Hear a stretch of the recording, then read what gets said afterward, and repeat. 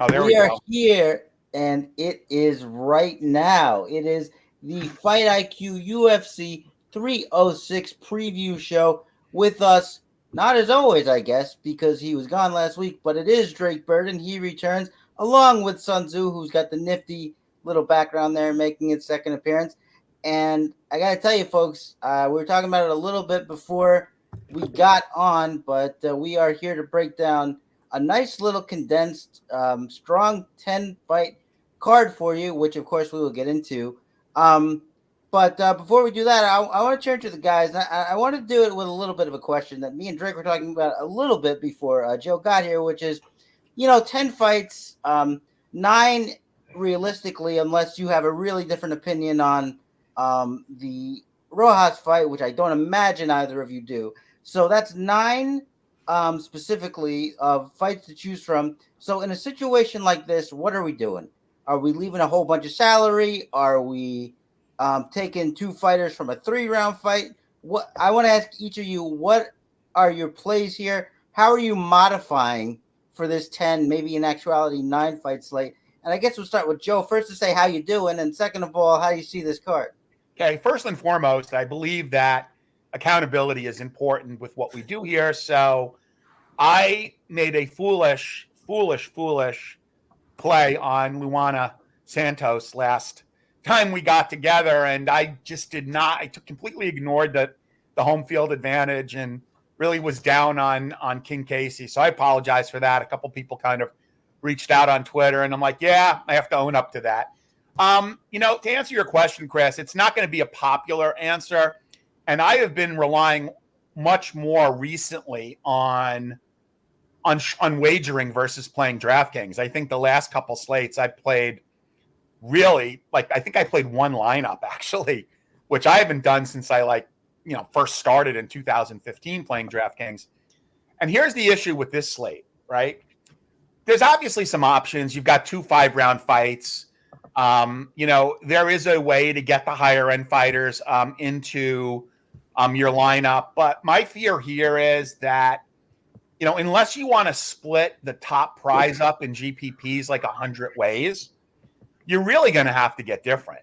Like you maybe even have to go against what you believe to be right by way of just game theory, because there's how many thousands of entries in the $15, the $25 GPP that, you've got your mass enter guys like Shrek, guys like that who are going to put 150 in, right?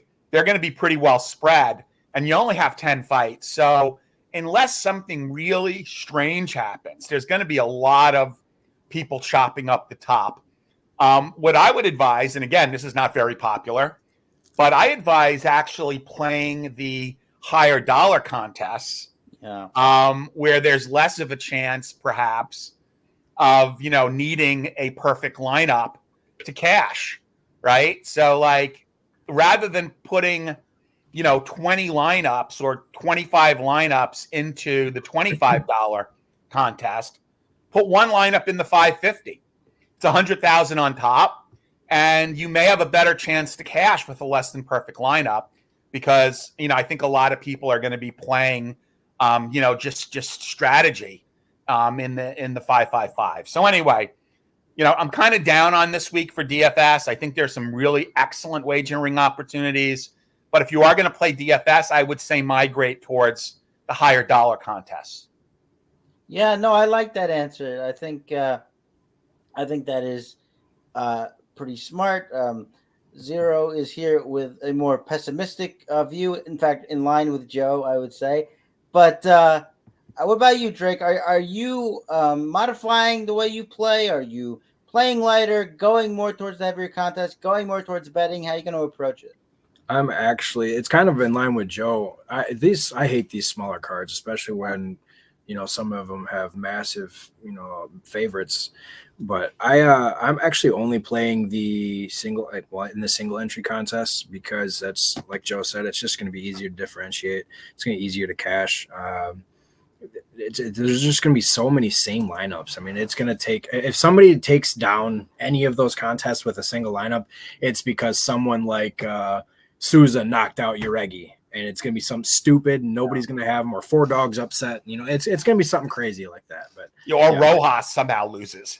that would just be nuts. But that's where I'm at.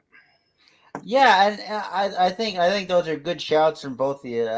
It is definitely tougher, and getting wild, getting creative, and if you're gonna play DFS, especially in those lower dollar tournaments, you're gonna have to take some of those really big dogs. And me, I always like to give everybody a little bit of hope for everything, but I might be struggling a little bit for this one, but we'll see how it falls.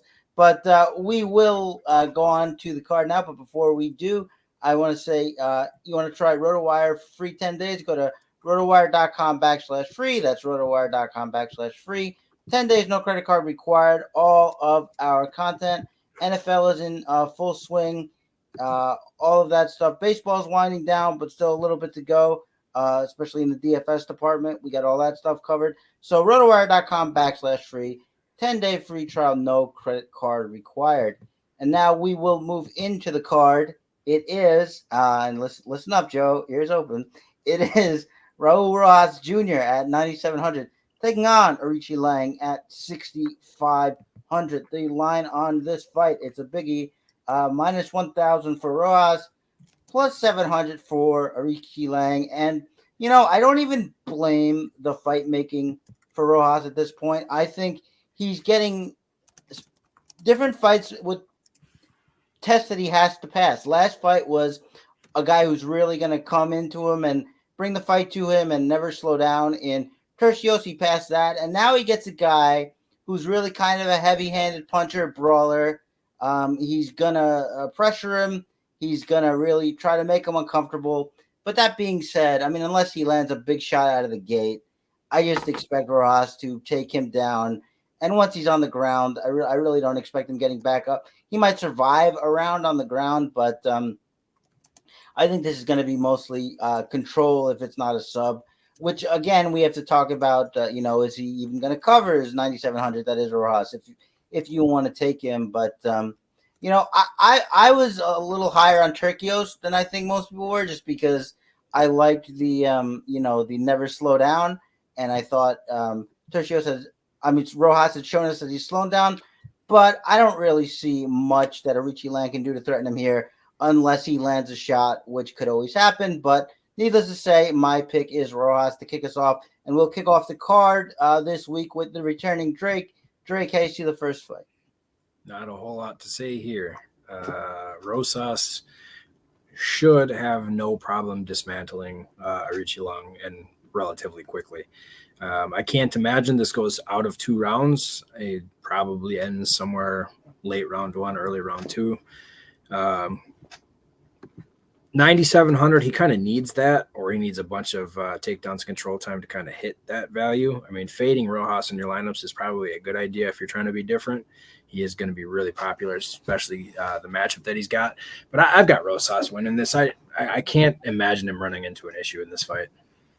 Yeah, I agree, but I think we do need to say, because we were all kind of singing the same tune with Isaac Bulgarian and what he put up, the 125 there with so it's a strange kind of thing, because you kind of, in a fight like this, you kind of need the opponent to play ball a little bit and survive, and so that Rosas can go ahead and rack up those points. But honestly, like, a quick submission wouldn't surprise me here.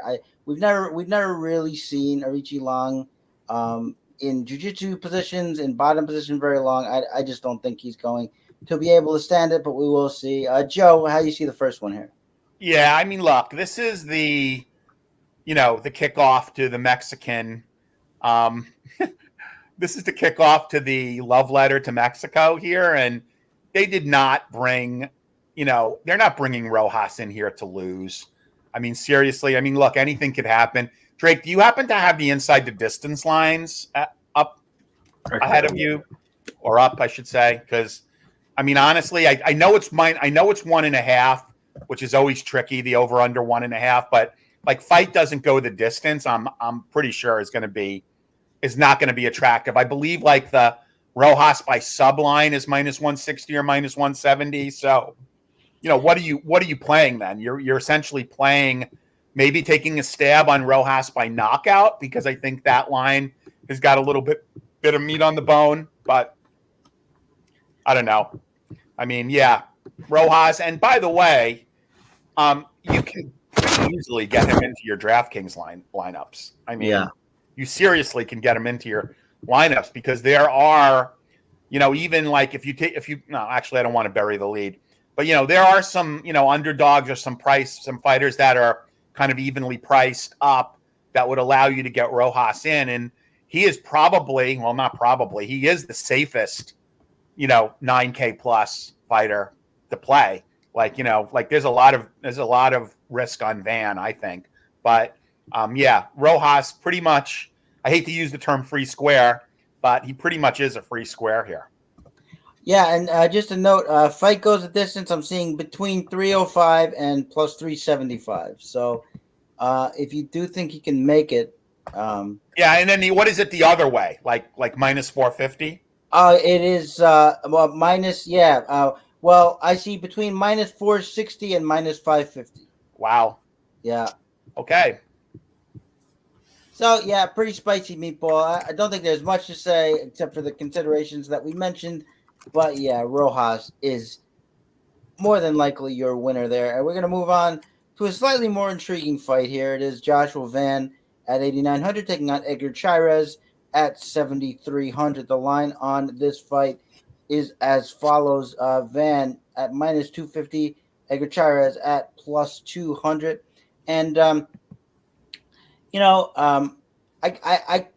can't speak for everybody in the fantasy community, but some people, maybe even some of them in this room, did pick Charles Johnson to be Joshua Van, and by knockout even. But I think it was probably surprising to a fair number of people, just because, Joshua Van was doing what he was. He was getting ahead after a kind of a sluggish start, and then, Charles Johnson just turned it on and got that knockout uppercut. It's about 60 days since that happened. I think we're just outside of 60 days, and but I do think Edgar Chairez is a good opponent for him here, because I think Chairez is going to let him kind of work and do what he does. I don't think Chairez is much of a pressure fighter. I think he just kind of hang back and let Joshua Van do his stuff, get his strikes going. So I don't anticipate really much of a problem here unless they get into some grappling exchanges. That's where you could potentially see something interesting. But on the feet, I don't see much danger for Joshua Van, except for the danger that is always present, which led me to pick Charles Johnson, which was he does get hit too much, and that's kind of just his style of fight. Now this is the first time it's bit him.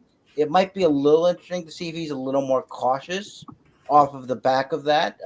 The first time, the chin gets cracked, it is always interesting to see how somebody comes back. But even saying all that, I just think Joshua Van is the much more dynamic fighter here.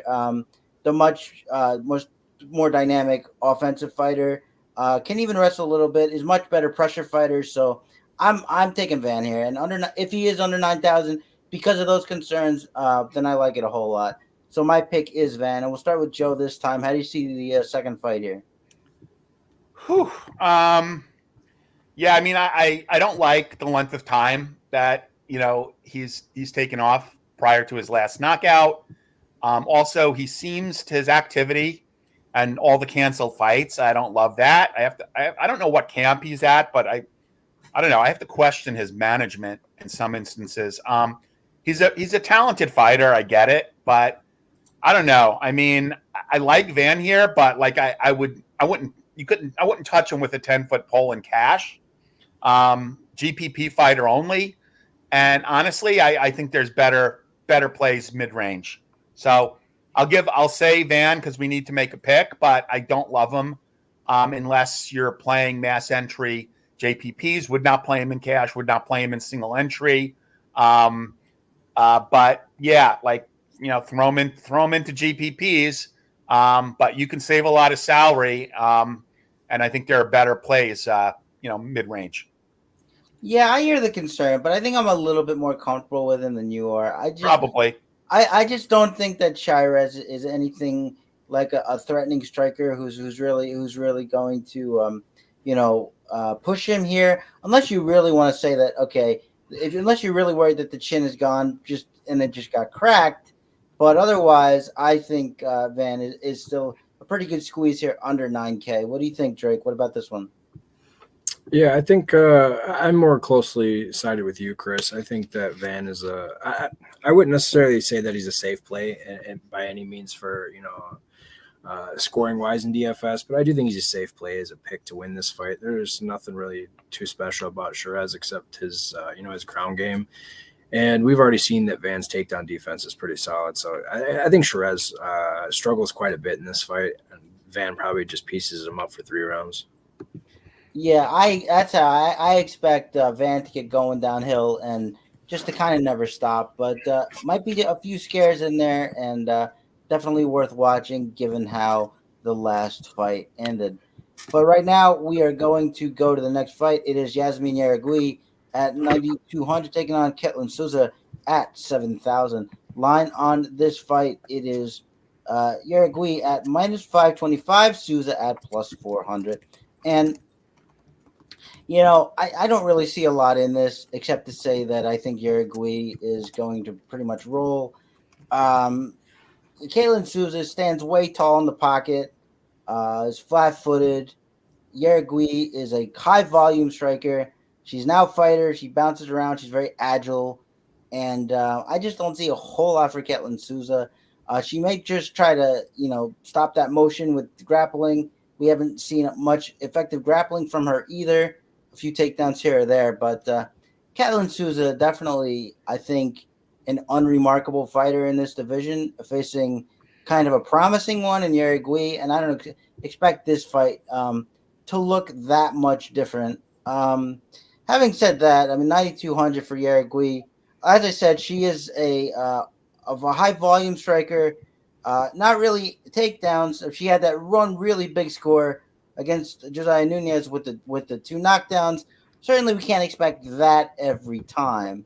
But the other 2 wins, Lucinda 87, Hughes with the 97, and so I would class Ketlin as not a Sam Hughes per se, but I think that kind of foot slow and that kind of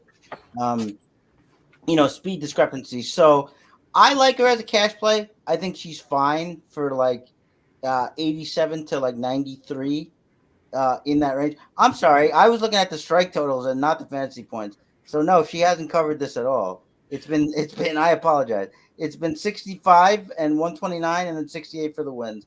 But having said that, I still think she can be decent for cash in that 82 to 80, 88 range.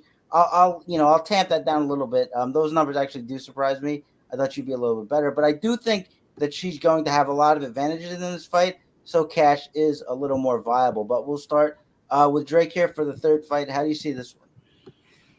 Yeah, after watching Souza, she didn't necessarily struggle, but as far as fights go, she struggled against Mark McMahon, and Mark McMahon is not an intelligible fighter in the slightest. I have no faith in Souza. I think Yaragui just completely steamrolls her.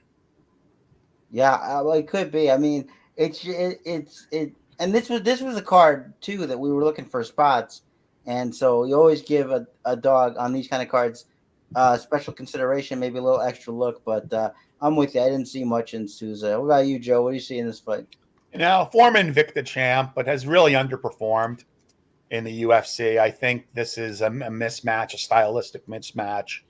If Yaragui smart, she'll use her wrestling and take her down right away. The issue here is I don't see Yaragui earning her salary unless she gets a finish. I don't see her being active enough. I suppose she can grind her out for 3 rounds and maybe land some ground strikes, but I don't know. Her decision against Sam Hughes, she put up 66 points. 68. Yeah, which is not going to work at 9.2K. I will say that I think she's safer than Van if you're putting together a cash lineup and you want to use Yaragui and Rojas and then build the rest of your cash lineup around those 2. I can certainly endorse that, but Yeah, I don't think Sousa's got much of a chance here. This is probably her swan song in the UFC. Yeah, I would agree. But fortunately, we are going to get off the roll throughs and get to a competitive, interesting fight. It is Ignacio Bahamondes. Well, I guess it doesn't matter which direction I go in because it's so tight. But we'll go ahead and go Manuel Torres at 8,200, taking on Ignacio Bahamondes at 8,000. Line on this one, it is Torres at minus 125, Bahamondes at plus 105. This is going to be some fireworks. And judging based on how the line is, how tight it is, I'm kind of surprised how much I ended up liking Manuel Torres, but I do. I just think he's more powerful, and they're going to exchange in the pocket. And if you look at Bahamondes' finishes in the UFC, they're mostly attrition wars where he just sort of outlasts his opponent, and I don't think he's going to be able to do that with Manuel Torres. I think Manuel Torres is too technical a striker, too powerful a striker, too good at footwork. Has a decent ground game. I just don't see it. I just don't see it for Bahamondes here. I like him. I've picked him in the past. Was all over him against guys like Roosevelt Roberts, but I think this is kind of a bruiser where he's not going to be able to stand up to the test. So my pick is Manuel Torres, and we'll start with Drake again. Drake, how do you see this one? So if I were to pick my favorite player on the slate that has nothing to do with the final three fights, it is Torres. He is absolutely like my smash play of the slate. I think he finishes this again in the first round. I absolutely love him in this fight. Bahamondes likes to stand flat-footed, and that can cause all sorts of issues. Torres, he could knock him out easily, but he could also take this to the ground and wrap him up, submit him just as fast. I've watched a lot of Torres' other fights in some of his training camps. So he's had 4 fights in the UFC. None of them have made it outside the first round, but I'm not worried about his cardio if it does go outside of the first in this fight. I really like him, especially at 8,200 in this fight. Yeah, I agree. A good play, and kind of suspicious to me that it's so close. Kind of looks like the odds maker just looked at the paper and said, okay, this is what we get. But I think Torres has a lot of advantages here as well. What about you, Joe? Where are you going for this? Yeah, so I'm going to be the dissenter here, and it's not by a wide margin. I mean, I do think this is an exciting fight, and I am concerned with the fact that Torres hasn't gotten out of the first round. I don't know if it's a cardio thing. I just think if this fight stays standing, I think Bahamondes has an advantage. If this turns into a straight kickboxing Muay Thai type of fight, he's 6'3" at 155. I think is what, with the 75-inch reach. If he could make that reach work for him, I think he could have a really good night. I do think you should be fairly equally weighted in GPPs on this fight, just because, you could get the quick finish by Torres. This might be a really cool fight to bet live too, especially if Bahamondes can get this out of the first round. And then, maybe you could look at putting some money on Torres. I'm sorry, on Bahamondes. I just think there's a lot of possibilities here, a lot of different ways to play this. I do think Drake made a good point. If he can take Bahamondes down, I think that could be really interesting. I just honestly don't see him outstriking him. I think if Bahamondes can weather the storm, if Torres chooses not to go to his wrestling game and decides to make this a striking match, I think things get really, really interesting, which is reflected in the betting line. I mean, it's essentially even. I mean, it's very close to even. I think late money is coming in on Bahamondes. So I'll take Bahamondes here. But I do think this is a great GPP fight. And I don't hate that you guys picked Torres. I just think it's a bit more wide open than maybe like Drake has Torres as a smash play. That's really bold. I like that because you're going to have to take a stance somewhere here on this card. Yeah, definitely exciting fight. Definitely a fight you have to have both sides of. Probably going to finish. I just see the skill fighter and the power fighter as Torres here. And when I have both of those on the same side of the equation, I have to go with that. So Torres I wouldn't go so far as smash pick, but I do like him quite a lot.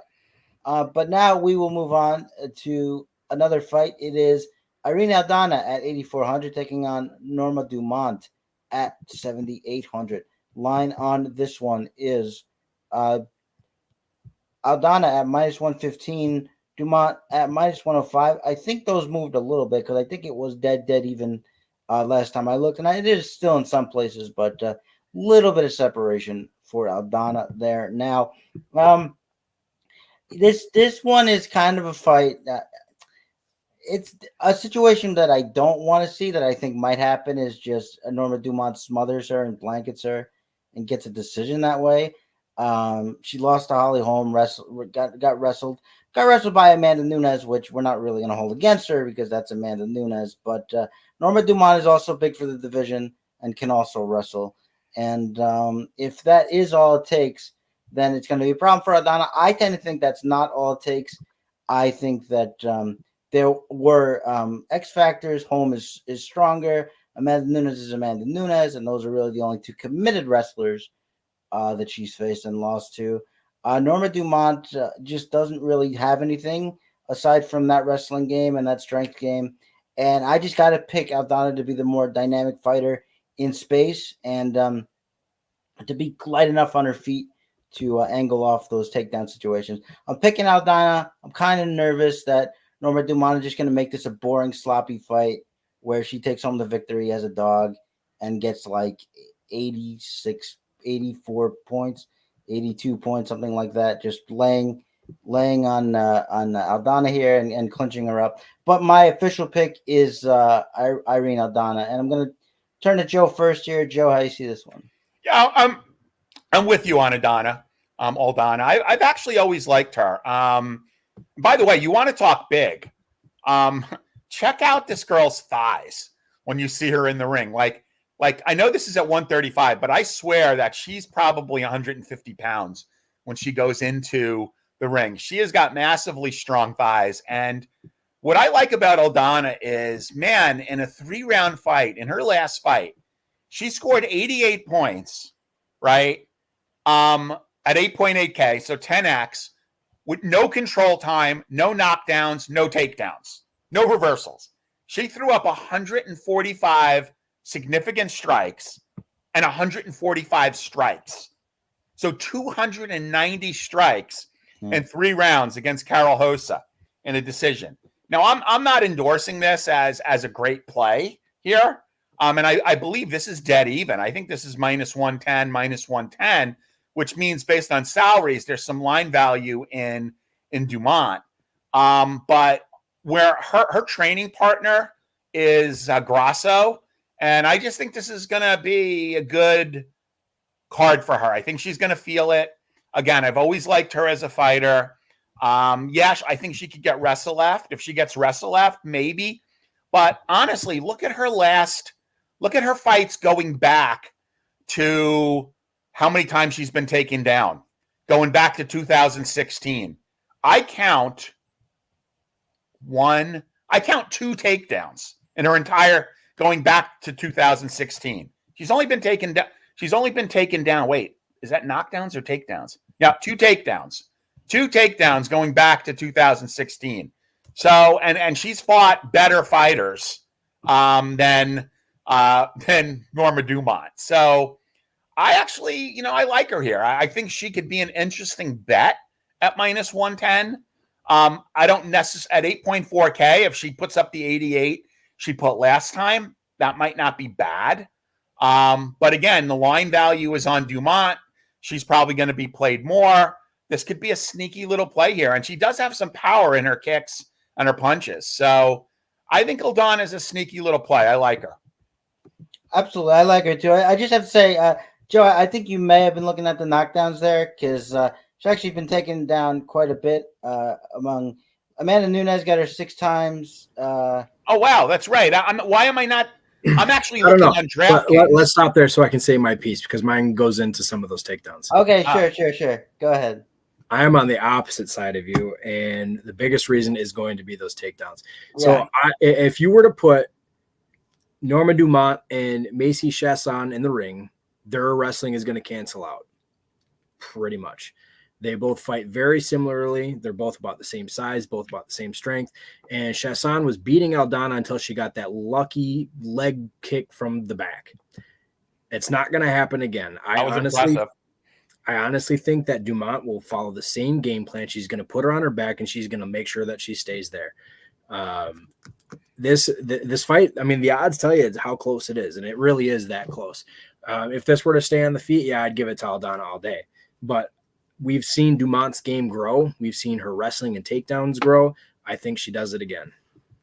Yeah, guys, Fight Log is wrong, FYI. I was actually basing my numbers on UFC Fight Log on DraftKings, and oh, really? Yeah, that's obviously wrong, because that is literally showing 2 takedowns in her entire, like, going back to 2016. Really? Yeah. So something's wrong with just pop up Fight Metric; it'll do it for you. Yeah, I'm in Tapology now. I mean, okay. But yeah, so that is my fear. Drake articulated. So I definitely understand going Dumont here, but I would like to see the striker win just because it would be more exciting, and the better fighter would progress in the division, which I think is the better move. But you do have to worry that she will get on the inside. I'm gonna give a slight lean again to just her hand speed and her ability to pivot out to stay on her feet, but it is definitely a concern. So be wary there. But right now, we are going to move on to the next fight, and it is Ronaldo Rodriguez at 8,600 taking on Odi Osbourne at 7,600. Line on this fight, it is Rodriguez, who's also referred to as Luis Rodriguez, is here, minus 160. Odi Osbourne plus 140. I understand how vulnerable that is. Odi Osbourne is to submissions. Lost his last 2 fights by submission. Rodriguez is kind of a grappler, but not much of a forward wrestler, from what I can see. And we always have to talk about reach advantage. Well, in a lot of Odi Osbourne fights, and this one, it is 8 inches of reach for Odi Osbourne, who is a wrestler himself, good in top position. I like Odi Osbourne to keep the distance here. Against the more somebody I would see as a more active wrestler, I would have to go with the wrestler here. But I'm gonna pick Odi Osbourne to kind of keep this on the feet and sort of mark Rodriguez up. Stay on his feet enough. I'm sure he will get taken down some. Stay on his feet enough. Get back to his feet enough to pull it out. So my pick is Odi Osbourne, and I think we are back to Drake first. Drake, how do you see this one? Opposite of you. So the way that I see Osbourne now is we've seen everything that we've seen and we're going to see out of him. He's a slow striker. He's not the smartest in the ring. He does not use his wrestling to his advantage. I mean, the second that this hits the mat, Ode's going to get submitted. I don't see Ode being smart enough to keep this on the feet. He lets guys inside of him, and the second that he lets Rodriguez inside of him, he's going to get tripped. He's going to get pulled. It's going to be something. It's going to hit the mat. It's going to end early. Yeah. Again, definitely another one of these fights where I'm slightly on the opposite side, but definitely see the alternative as a major possibility. What about you, Joe? How are you seeing this one? Yeah, there's some actually, like, there's been late money coming in on Osbourne, and I've heard several people out there picking him. I mean, I don't know.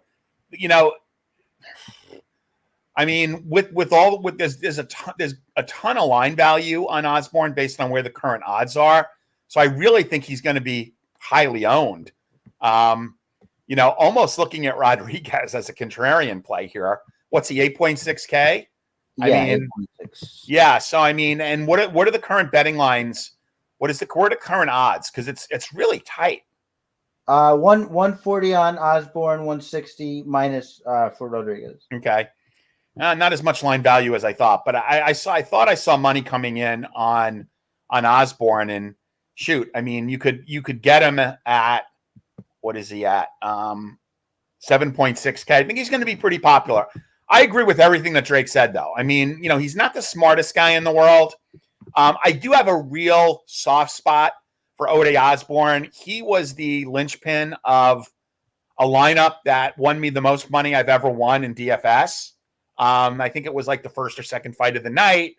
I also think Osborne might have been the first fighter in the UFC to score the 25-point bonus inside the first minute. So this was 2/6/2021. He put up 127 points at 7.8K. And I had him. I used him a lot. And in my key lineup where I won a ton of money. So I have a soft spot for Ode Osborne, but his last couple fights were not good. I mean, and his floor is literally 0. I mean, he put up 0 points in his last fight. He put up 3 points in the fight prior to that. Then he put up a whopping 70 in a win, and then 6. And his last three fights, he was 7.2, 7.6, and 7.5K. So I'm going to go just based on IQ and based on recent performance, and the fact that he might be somewhat of a contrarian play, because I do think Osborne is going to be higher owned. I'll go with Rodriguez here. 16-2 Mexican fighter, hasn't fought in the greatest promotions outside of the UFC, but I have a sneaking suspicion that, and again, this is burying the lead, that aside from one of the championship fights, I think Mexico is going to have a pretty good night tonight, tomorrow night, I should say. So I will take Rodriguez here. Yeah, I'm not sure. Actually, I'm not sure who I picked with our RotoWire picks, but I can't remember because I did it really early. But I'll take Rodriguez here. Yeah, I just wanted to say for posterity here, because I don't remember the last time we've actually saw this, but literally got shut out in his last fight. 0 significant. 0. That's why I said the floor is 0. Did land 1 strike, but that amounted to basically 0 points. It's like 0.4 or something. They have this represented as 0. So yeah, definitely no floor. But I do think it's interesting. Again, if Rodriguez was a little bit more active, I feel a little better about it. But definitely do see the pick, and we are going to move further down the card. But before we do, we're going to take a little break for our podcast only listeners, and we will be right back. And we are back. Thank you guys so much for hanging out. If you are listening wherever you listen to your podcast, we are going to continue down this main pay-per-view card now. And it is Daniel Zellhuber at 9,000, taking on Esteban Ribovics at 7,200. Line on this fight, Zellhuber at minus 230, Ribovics at plus 197. And I'm not so certain why this line is this wide. I don't think it's crazy wide, but I kind of like Ribovics a lot here just because Zellhuber's kind of a slow-moving kickboxer, and Ribovics is kind of going to bring the mess to him. He's a very dynamic striker. I love his body work. He can wrestle if he has to. He's very athletic. I like that as well. He can get tired. We have seen that, but and Zellhuber did okay against Francisco Prado with the Storm, but I think Ribovics is a better fighter. I think, again, he's a more dynamic striker. He's more agile. He's more athletic. He's faster, and I just don't know how a guy who likes a slow kickboxing fight in Daniel Zellhuber is going to deal with all that. So for 7,200, I love this price here. I think it's fantastic, and I am going to take Esteban Ribovics. I believe we start with Joe this time. Joe, what do you got? Chris. They're all in all my thunder. This is my upset special. I like Ribovics here a lot. 7.2K. I mean, I do think, to your point, I think he can, if this stays a kickboxing fight, I think he's got a very legitimate chance here to win.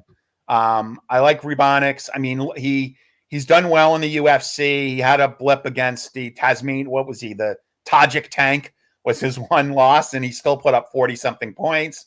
I think this is a solid play. I like him in cash. I like him in GPPs. This is where I'm going to get different. I mean, I am going to be much heavier here than I am on Zellhuber. I haven't been, look, I get he's young. I get he's coming up. I think this will be a great test for him. I think if he could get through Ribinets at this stage in his career. I think it'll be a good move for him. I think it'll be positive progression. But I think this is a tough fight. And at 7.2K on a 10-fight slate where you're looking to be different, this is my upset special of the card. And it should be noted that he did lose to the human slowdown machine in Trey Ogden. So that kind of wrestling attack could benefit him. Obviously, Ogden and Ribovic, two very different fighters, but they both have that wrestling element. Drake, how do you see this one? So you guys explained it pretty much perfectly. I mean, there's not much else to say. In my article, I have Zellhuber. In the other podcast that I do with Joey, I was kind of 50-50. I love Ribovic in this fight. I really do. I think he is the better overall fighter. I just worry about the distance and whether or not he can get inside of him. If he gets inside of him, the fight's going to end. He's got all the tools to end this fight early. I just worry about Zellhuber forcing him to slow down like he does every other fighter, making this really boring and winning some point decision with 60 strikes because Ribovic couldn't get on the inside. So I have I'm gonna take Ribovic overall because I think he's the better play in DFS. And you kind of just have to hope that he can work his way inside. Yeah, that is kind of the concern there against Prado. Zellhuber kind of was able to just pivot off the fence. Ribovic throws a lot more hooks. I think that's going to really affect how he likes to pivot off the cage, but we shall see. But I do have to ask, who did you pick in our pick section, because that should be the one that you stick with there. I have Zellhuber. Okay, all right. So I guess I've changed before, so we won't hold it against you. But I definitely see both sides of it. But like you said, Drake, there's only one side that's going to score a lot of points in a win, I believe, and that one's Ribovic. And for that reason alone, at that price, I think he's worth it. But I do think he is the better fighter also, and I'm looking forward to that one. Moving further down this pay-per-view card here, we have we're getting into the big ones now. It is Diego Lopez at 8,700. Taking on Brian T-City Ortega at 7,500. Line on this fight is Lopes at minus 190, Brian Ortega plus 160. And I kind of got burned saying this last week because I expected a much better performance out of Gilbert Burns, but this is another one of those fights where I think Lopez probably should run through Brian Ortega here. And I guess I'm on a little safer ground saying that with the favorite this time, but I really do think it's true. Brian Ortega, he got really beaten up, of course, against Max Holloway. He got knocked down and almost finished by Yair Rodriguez. And so now I have to wonder, now he's facing a big puncher. What's it going to be like when he gets in that storm? Can he survive this one? My answer is no. I don't think he's going to be able to survive a big puncher like Diego Lopez. Not to mention that Lopez is a pretty solid jiu-jitsu fighter, maybe not on the level of Brian Ortega, but probably enough that he will be able to withstand and compete down there and certainly not be submitted. So, in other fights, certainly in recent fights, it was binary. It was, okay, it's either feet for Yair and ground for Brian Ortega. That's not the case here. Now the case is competitive fight on the ground, overwhelming mismatch on the feet. And when we have a dynamic like that, then we have to go with the guy who has the more advantages. And I just think this is really a great spot for Diego Lopez to continue his career, keep climbing the ranks, and put himself in further contention. But we will see what the boys think, and we'll start with Drake. Drake, how you feel about this one? If you honestly think that I'm going to hop off of Diego's train, you're out of your mind. I will not do it, and I will continue to say that we have not even seen a remote piece of his grappling. I've brought it up before. I'll bring it up again. His family, they are all BJJ practitioners, particularly the great uncle, his great uncle, I believe, with the coral belt. Coral belt. Yeah, I mean that family. Diego Lopez is a I believe a 4-time champ in other promotions. there's not enough good things to say about the guy. And don't get me wrong, I love Brian Ortega. He's one of the guys that really, really got me into to fighting. I love the way that he fights. I love the way that he carries himself. But he's also going to move up to 155 after this. I don't know how much of his head and heart is in 145 now. I think he fully expects to lose this fight, to be honest. I know the weight cut is getting to be an issue for him, which is part of the reason he's moving up to 155. So I love Lopez in this fight. I think he does what he's been doing. He finds a way to finish him, and he scores really well for DFS. Yeah, I love him too. I just Ortega would have to submit him, and I don't see that happening. And I do. I love Lopez as well. But does Joe love Lopez? Let's find out right now. Joe, what do you think? Yeah, look, I'm willing to give him a pass for his last, flat performance. That was just such a weird, string of events. Ends up taking a fight at 145 that ends up happening at 160 against an opponent he didn't train for. And sure, he got gassed a little bit in, round 3. And, Ige is tough. I mean, Ige is, he's a junkyard dog, and he's always training. And look, I'm glad they tried to save the fight, but do we even know what was wrong with Brian Ortega? I mean, he just seems so fragile. He really does. So I'm gonna give Lopez a pass for that flat performance. I mean, he really didn't do himself any favors in DraftKings by putting up 70 points in that decision win against Dan Ige and gassing really poorly in the 3rd round. But I think he comes back here and shows how good he really is. And honestly, I just think Ortega might have, he took a life-changing beating from Max Holloway. And in all honesty, he's had ups and downs since then, but I don't ever really see him as the same. And if you follow his entire career, I mean, Renato Moicano, came from, a stupid mistake to follow him to the ground. He had the 2 rounds won. All he had to do was keep away from Ortega, and he wins round 3. I mean, I think even Clay Guida might have taken a round. Don't fact check me on that. But I mean, he's been very opportunistic, and he's a good fighter, and he's very marketable. But I just think he's kind of broken down at this stage in his career. And I don't know what illness he had. And, obviously he had a bad weight cut, but who's to say this was any better, honestly? I mean, so I'll take Lopez here. So if I remember, and you can fact check me on this if you like, Clay Guida was on the way to winning that fight before the flying knee in the 3rd round. That left. Very possible. I think that was the case, but I could be wrong on that. But regardless, I mean, you talk about the life-changing beating Max Holloway gave him. Then we got to talk about the life-changing beating Alexander Volkanovski gave him. So I mean, he's gotten smacked around quite a bit. I don't think. And his wrestling looked better in spots, but I don't think is all that great overall. And I just don't think this one is his. I think kind of maybe, dare I say, an unexpected through most people, although maybe not some people in this live stream role for Diego Lopez there. Pardon the pun.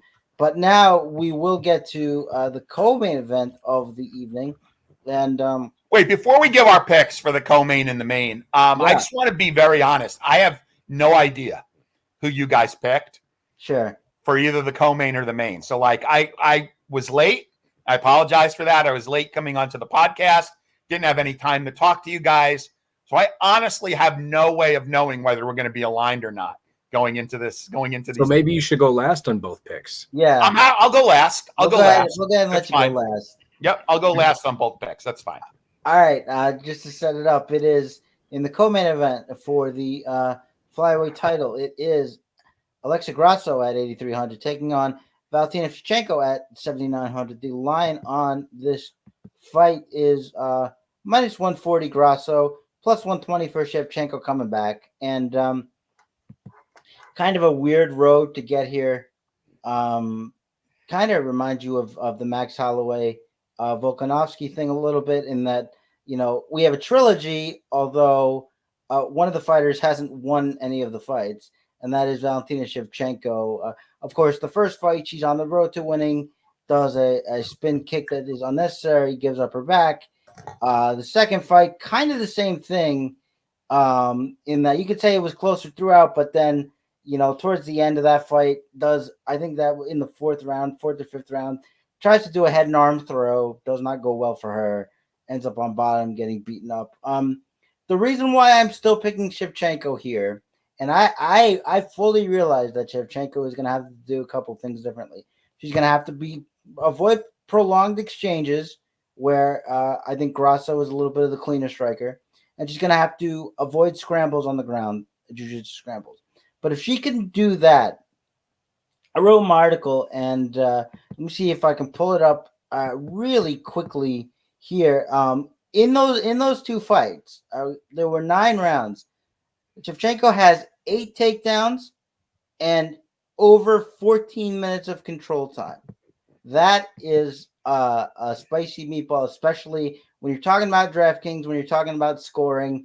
And a lot of those takedowns came very easily. I don't know why she went to go for that head and arm throw, force of habit, when the double legs were working so well. And let's be really honest, they weren't good double legs. She was like wrestling from her knees, but Alexa Grasso just couldn't stop them. So I really like Shevchenko to win if she follows that path. Just wrestle, and I think she'll get this done. Use your quick blitzing strikes in and out, and counterpunch. Don't get caught up in those prolonged exchanges where Grasso can hit you with the third and fourth punch. And I think Shevchenko, if she fights a smart fight all the way through, which she has been known to have lapses and take her foot off the gas and her eye off the ball, or whatever you want to say.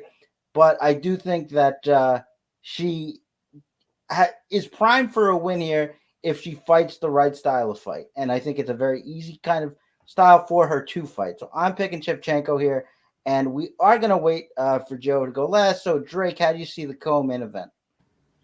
Yeah, so I'm going to stick with the person that I have had in the other 2 fights, which is Shevchenko. I still think that she is the better fighter. I mean, some of the numbers prove it. I think that the first fight, obviously, Grasso got away with one of Shevchenko's mistakes. She took full advantage of it, submitted her, called it a day. Last fight, obviously, was a draw. I think that Shevchenko won that fight. Some people think Grasso won the fight. It draws a fair, conclusion for it. I'm fine with that. But when it comes to the trilogy fight, I really think that Shevchenko takes that belt back. I just think she's the better overall fighter. She's definitely the stronger of the 2. She's more likely to finish the fight. And I've seen a lot of people putting, those double bets down where it's Grasso by decision and Shevchenko by, knockout, TKO, DQ. But I think Shevchenko just goes back to her bread and butter. I think she's just going to take her down, keep her on the mat, avoid any type of submission situation, because that's when she puts herself in trouble. I think she just keeps like a side control or a top control and just punches, because the second that she tries to turn it into a scramble is when she gets into trouble. Yeah. And that's the thing she's got to avoid in this fight. So I think it's her fight to lose. Yeah, I agree. I don't know if I go that strongly that it's her fight to lose, but I do think that she is the pick here. Joe, how do you see the co-main event? Well, let's see if maybe the main is a bit more eventful here. This is going to be pretty uneventful. I'm going to ride or die with Val here as well. I thought that she won the last fight. I thought the 10-8 final round scorecard was a travesty. I get the optics were bad, but she was really just covering up. She wasn't really taking any damage. It should have been a 10-9 round. If that was a 10-9 round, Val wins and new. But on the positive side, we're not getting plus 130 if she's the defending champ. So I like her at plus 130 here. I'm not going to bury the lead and tell you what my parlay is. We'll cover that in the next fight. But I guess it's 3-0 on the defending champion. And by the way, like, we are all going against the metrics on, people who have won title fights and the challenger winning the next title fight. And there's a 5-year age difference. So we're going against all those stats, and I'm okay with that. I'm pretty comfortable with that. I like Val. Look, I think Grasso has gotten better, and boy, I have her in my top 3 of hottest UFC fighters. So from a purely aesthetic perspective, I love Grasso, and she's going to be around for a while. Highly marketable. I just think that Mexico is going to be disappointed tomorrow, and I just hope that if it does go to decision, that it's a fair decision, that there's no influencing going on. Like Val honestly thought that because of the event, that she got basically screwed over. Yeah, she did say that. I don't know that happened. I think you had a bad judge's scorecard. That's all. I don't think there was any bias relative to the event. So, and I think now that that's out there, I hope that the judges do their best here if it goes to decision. But yeah, it's Val for me. Well, the one thing you can say about her is she's a very bad loser. When she loses, she's not a good loser. She's always out there with some kind of theory as to why it happened. That doesn't often have to do with her opponent actually winning the fight. But yeah, so we are 3-0 on that. But let's see where we are for the main event. And it is, of course, and I said in my preview, and I reiterate, one of the best fights to make in the sport right now as far as unstoppable forces go. It is Sean O'Malley at 8,500 taking on Merab Dvalishvili at 7,700. Line for the main event, it is Sean O'Malley minus 130, Merab Dvalishvili plus 110. And I'm not gonna go as far as to say that you have to pick Merab, because you don't. Obviously, O'Malley's champion for a reason. He's one of the best strikers, if not the best striker in the division. He's got power. He's got a very underrated jiu-jitsu game, as we've seen. But he's just been taken down too much by wrestlers who aren't as good. And when I see that, I have to take Merab. And I have to take Merab because we know that Merab can take shots and come back. Whatever you want to say about Marlon Moraes, the end of his career, he never lost his hand speed. He never lost his power. So he was in a really bad spot in that first round, fought through it, won the fight by submission or stoppage, some kind of stoppage. I forget exactly what it was, but just the toughness is off the charts. The wrestling and the workmanship is off the charts. As far as, we saw in that Peter Yan fight, just dive for the leg, strike, dive for the leg, strike. As long as he gets on the inside and he can stay there, I think it's going to be bad news for O'Malley. We've seen O'Malley do some good work with his kicks to kind of use as range separators or range finders, if you will, to find that big shot. It's going to be intriguing, but I think ultimately the intrigue is going to pass, and Merab is going to take over this fight, maybe in shorter order than some people think. I'm still very excited to see it, but my pick is Merab all the way. And since we're still leaving Joe to last, we're going to go to Drake here. Drake, how do you see this one? Well, there has not been a fight in the UFC where I have not taken Merab Dvalishvili. That is not going to change. Yeah. People complain so much about wrestling and holding people against the cage.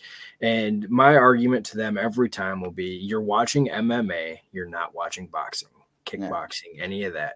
If that's what you want and all you want to watch is striking, go watch those. That's not what you're going to get in this.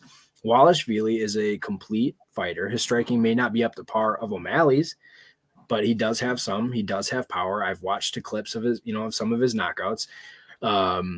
But it's his ground game. It's his wrestling and his grappling that carries him to wins. That's why he's won 12 fights in a row, whatever it is.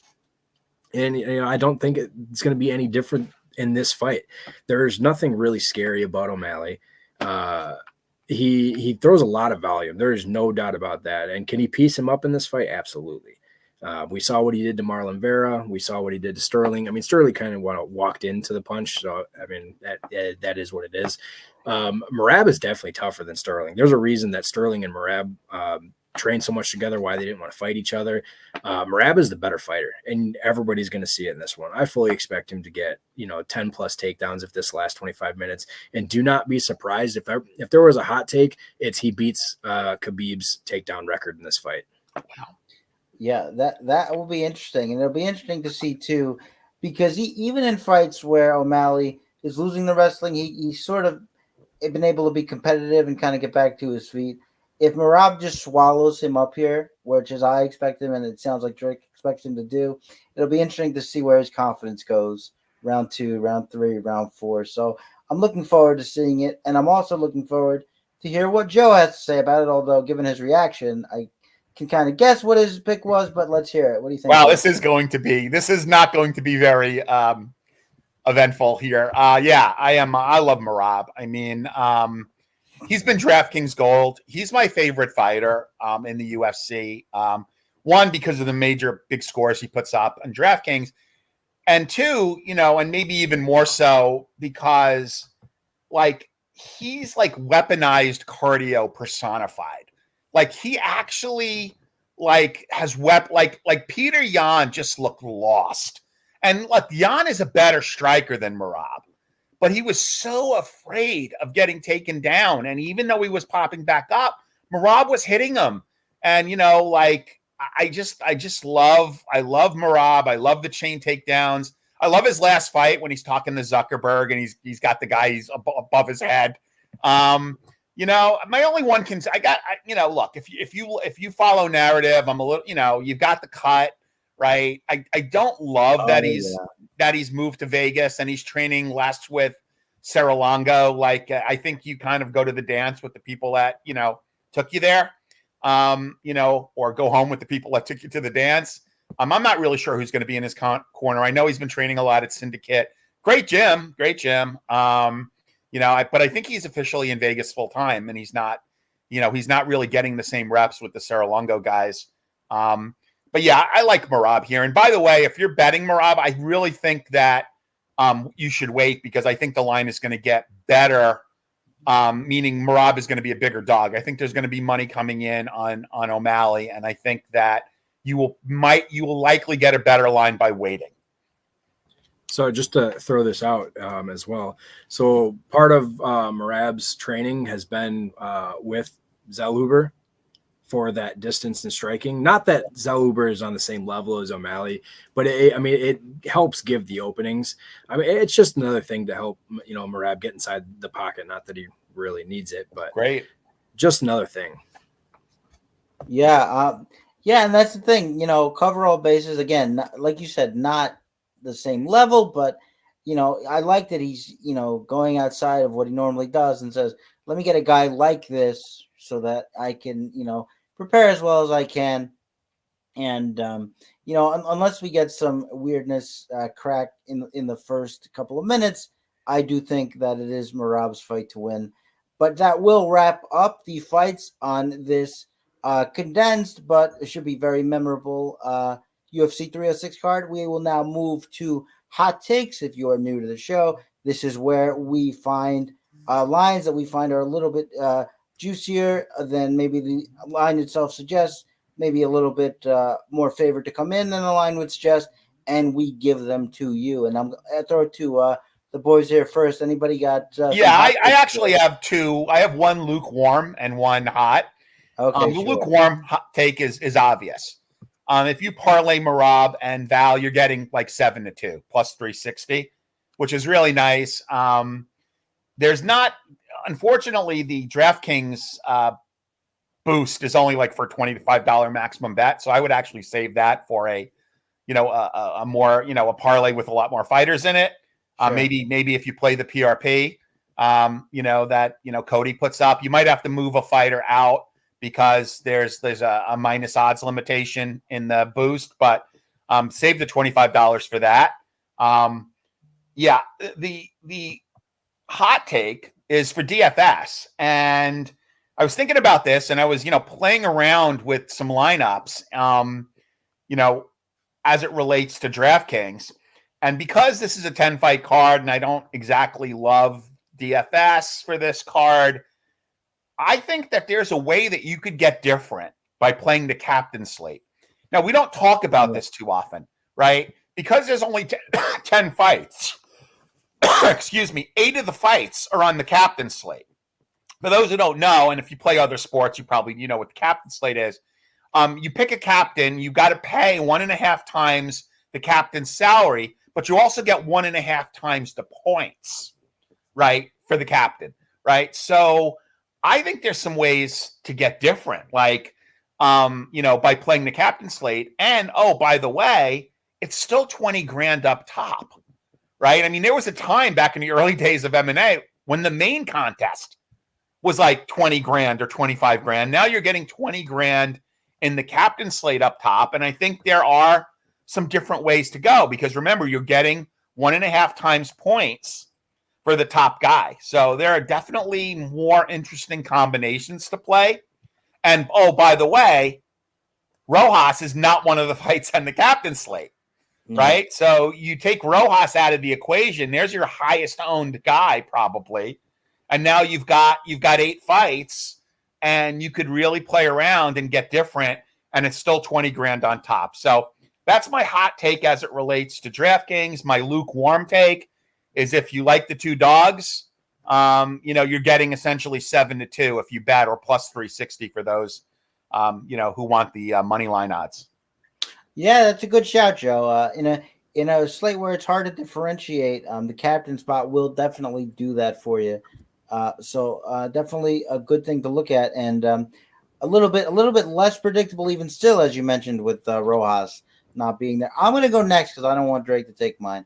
I'm going to say Ribovics by KO TKO at plus 550. I think that is a pretty spicy meatball right, I like that there. Yeah. But now we will go to Drake. Now that I have my bases covered, Drake, what is your hot take for this card? So I have 2 of them too. The first one being a little crazier than the parlay after it. But the first one is actually, and some might call this a little crazy, but it's Merab Dvalishvili to win by knockout, which is plus 900. Wow. Now, when O'Malley eventually gets tired in this fight, Merab does have power in those hands, and it's not difficult to beat somebody up a ground and pound. So plus 900 for that one. But the my parlay, it's a 4-pick parlay, so a little on the slightly riskier side, but I really, really like it.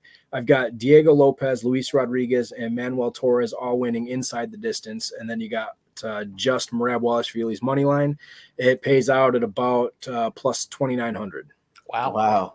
Can you do us a favor, Drake, and put that in DM for our team, our Twitter? Absolutely. Perfect, because I'm definitely gonna tail that at 29. Yeah, no, that's nice and juicy, and I'm glad for the first one you did specify ground and pound, because the other way did a little bit odd. I know he's got that one spinning back fist knockout, but that might be a little hard to replicate. The other thing too is, even again, I don't know if you thought about this, Drake or Chris, but O'Malley is very weak in the legs, right? So if he gets thrown down a couple times, like we've seen that one fight where all the fighter had to do was ask him to stand, and he would have won the fight, right? If he gets thrown down a couple times and his legs go out, like that would be considered a knockout, right? Yeah. So that possibility exists as well. It's his only loss on his record, that fight Marlon Vera, where his leg broke or whatever it was. And then he had the other fight. It was just poor fight IQ by, what was he? He was the not Cambodian, Laotian fighter, or I can't remember the guy's name, but like all he had to do was ask for him to stand up and he would have won the fight. And everybody's literally screaming, ask him to stand up, ask him to stand up. I mean, it was so messed up. I think anybody who knows me knows that I always welcome an opportunity to shout out Andre Sukumtat. So thank you. There you go, Andre Sukumtat. Yeah, of course, the one and only Andre Sukumtat. But yeah, I do love those plays. The 2,900 is tasty, as is the not only is the Merab tasty as well, but it would be super funny if it happened. So I am kind of rooting for that one on that basis alone. But that is going to be it. Actually, no, you know what? I'm sorry. I did not ask for a hot takes from the audience here. How dare me? Guys, if you do have hot takes in the audience, get it up there now. We will put it in there. I did see this one from Joe before. Rodriguez inside the distance. Not sure how hot that is, but definitely would pay plus money, I'm sure. So we got that one there from Joe. Thank you, Joe. By the way, while we're giving people time to give hot takes, the last UFC card of the year, I believe, is in Tampa. Yeah. I am seriously considering going to that for a number of reasons. One is I don't talk too much about what I do, my day job, but my company has an office in Tampa, actually a quite large office. And the CEO of our company has turned into a fight fan. He's actually been to fights before and has expressed some interest in perhaps getting a group together to go to that fight. And that card is the week after our holiday party, which is actually in Tampa this year.